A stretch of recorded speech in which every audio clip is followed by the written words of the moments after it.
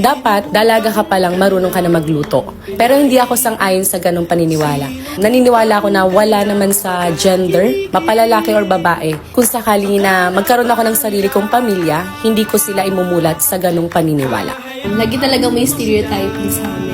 Naalala ko nung bata ako, pinagtry ako ng plancha, mag-uniform. And then, nasunog ko siya. Hindi ko alam kung paano i-adjust yung temperature. Lagi naman naka-experience yung mga kababaihan ng stereotyping. Hindi lang naman siguro sa babae, pati rin siguro sa mga lalaki. Ako kasi lumaki ko sa amin na wala talagang kasamang magulang sa bahay. So palagi kami napagkasabihan na dapat marunong ka nang magluto lalo't babae ka. Bilang isa sa mga nakatatandang kapatid, responsibilidad ko din tulungan yung mga magulang ko sa mga gawaing bahay. As a transgender woman, na kung saan kami yung mas responsable dapat sa pag-prepare ng mga damit, which is para sa akin, bilang transgender woman, hindi ako agree doon kasi naniniwala ko na we are capable enough at everything.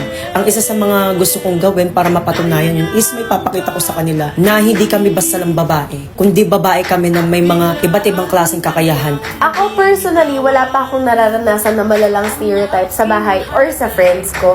Pero kasi ang common na discrimination sa babae is yung pananamit. Laging pinupuna yung pananamit ng babae, which is hindi naman talaga dapat. And ako kasi yung tipo ng babae na gusto ko lahat ng klase ng damit na susuot ko. Bilang isang babae, palagi kong naririnig sa mga tao sa paligid ko, lalo na sa mga matatanda, babae ka, dapat marunong ka magluto. Dapat alam mong gawin tong ganitong bagay dahil babae ka.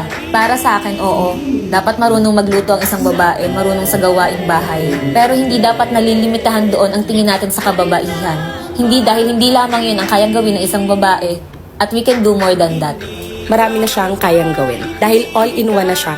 Pwedeng-pwede ka na magsaing, pwedeng-pwede ka na magluto ng kahit anong putahe dito. Ito as a woman, katulad ko, working, nadadala ko to kahit saan man ako pumunta. It's safe to all fabrics. Naging helpful siya lalo na sa mga busy days ko. Ayoko nung nagagawin talaga ako sa oras and at the same time talagang mas natutulungan niya ako para mas mabilis ako na prepare yung aking mga damit. Marami ng pangarap pang natupad, nandito pa rin tong classic dry iron na to. Pantay ang pagkakaluto sa kahit anumang klase ng pagkain ay sana maging pantay-pantay rin ang pagtrato regardless kung babae man. Ako si Lexie. Ako si Gail. Ako si Kyla. Ako si Jane. Ako si Jam. Ako si Carol, Isang babae, hindi babae.